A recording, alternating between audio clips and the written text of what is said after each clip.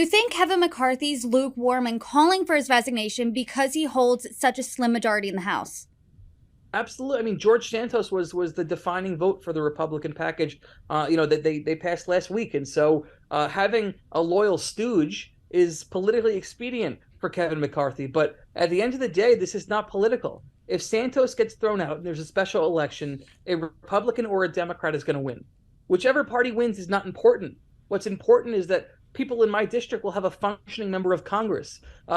There seems to be a disconnect and a lack of seriousness to our politics. I call it the degradation of the seriousness of our politics, because people need real help with real life problems. And our folks who represent us in Washington, D.C., they often see this as a game. This is not House of Cards. This is not Veep. This is not a game. People have real issues and they need real help.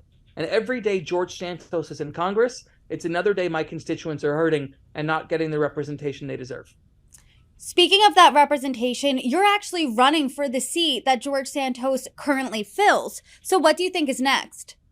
Sure. So we launched our campaign in January to start raising money and organizing for 2024. Because even before the indictment, George Santos said he's running for re-election. And so whether it was Santos or another Republican, we were going to seek the nomination next year. We've raised over $400,000. Our polling is strong. We're building coalitions to move forward, and we believe we're in strong position. There is a possibility that there will be an election before next year. If Santos is indicted and resigns, is pretty much what I've been saying, if he has a shred of decency left and resigns, or if he's expelled, there will be a special election, in which case we believe we'd be a strong candidate to run in that special. But right now, there is no special.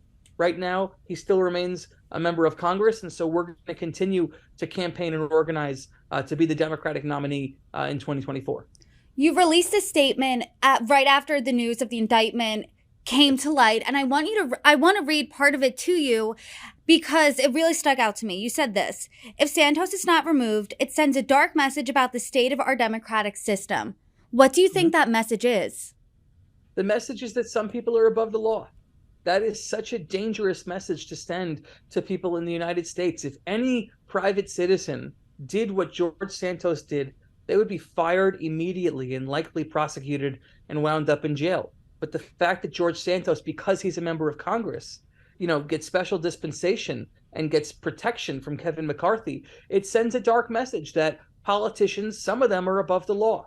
What happens when that message is sent is people lose trust in their institutions, that even if they do the right thing and they go to the polls on election day, they do their research and they cast their ballot, that the candidate they vote for, not only would betray their trust, but break the law.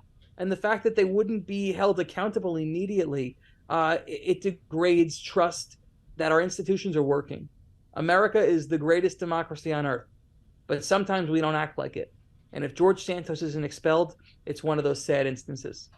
Legislator Lafazan, I appreciate your response and reaction. Thank you so much for coming on. Thanks for having me. Always a pleasure.